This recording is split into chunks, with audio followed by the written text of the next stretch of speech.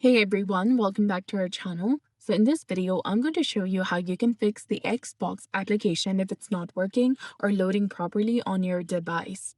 First, the issue might be with your internet connection. So double check if your Wi-Fi is working properly, and if you suspect your Wi-Fi is slow, you can try switching to your mobile data.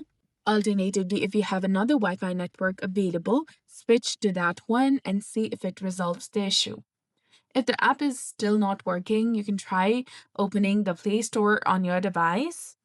Then simply search for Xbox application that you've installed on your device. If you see an update button over there, instead of open, go ahead and tap on that in order to update it to its latest and newest version available. If updating does not work, try long pressing the Xbox application icon. Try long pressing the Xbox application icon. Go ahead, tap on the eye icon in the top. From here, scroll down and tap on storage, then click on clear cache. Come back, try for stopping this application and re-enable it again.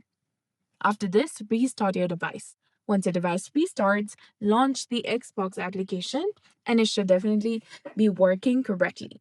If you still have problem, the last resort is to uninstall and reinstall the application from the Play Store or App Store according to your device.